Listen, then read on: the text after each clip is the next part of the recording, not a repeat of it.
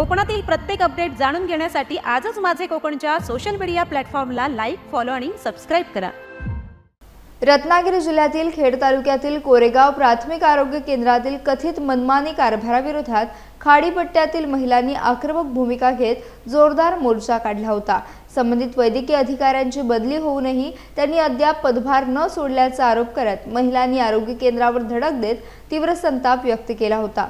या आंदोलनानंतर अखेर त्या अधिकाऱ्याने खुर्ची रिकामी केली असून डॉक्टर अमोल जोंधळे यांनी कोरेगाव प्राथमिक आरोग्य केंद्राचा पदभार स्वीकारलाय। त्यामुळे गेल्या काही दिवसांपासून सुरू असलेल्या वादावर पडदा पडण्याची शक्यता व्यक्त होतीये।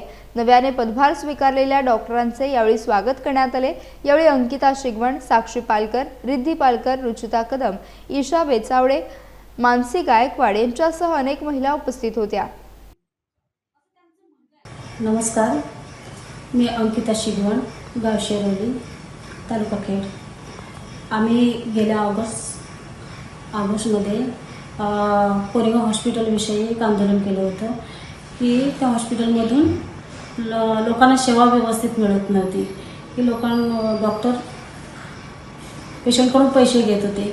तर त्या विषयाशी आम्ही खूप म्हणजे माझ्याबरोबर बऱ्याच साऱ्या महिला होत्या। साक्षी पालकर मॅडम होत्या, रिद्धी पालकर होत्या, रुचिता कदम आणि ईशा बेचावडे, मानसी गायकवाड आणि अनेक साऱ्या जवळजवळ 50 महिला होत्या। आणि ह्या विषयात आम्ही गावोगाव जाऊन मीटिंग घेतल्या। गरीब महिलांना विचारलं की बाबा तुम्हाला फुकट किती लोकांना सेवा दिली जाते, तर त्याविषयी सेवा मिळत नाही, पैसे घेतले जातात हे कळल्यामुळे थोडंसं आम्ही ह्या विषयाच्या तळाशी गेलो।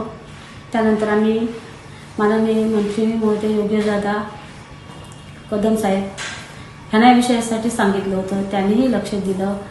तसेच आमचे भाऊ उपमंत्री संजयरावजी कदम साहेब यांना पण सांगितलेलं या विषयाशी, आणि अण्णा कदम साहेब यांना पण या विषयाला आम्ही बोललो होतो की असं असं चाललं आहे म्हणून। त्यानंतर श्रेया मॅडमना पण सांगितलं। या सगळ्यांनीच लक्ष दिलं आणि त्यांनी लक्ष दिलं। डॉक्टरांची बदलीसुद्धा केली आणि त्या ठिकाणी आता नवीन डॉक्टर आलेले आहेत। आजच जाऊन आम्ही त्यांचा सत्कार केला आणि आम्हाला खूप अभिमान वाटतो की आमच्याच तालुक्यात मंत्री महोदय असल्यामुळे आमची कामं सगळी वेळेवर आणि व्यवस्थित होतात आणि सगळ्या गोष्टीकडे लक्ष दिलं जातं।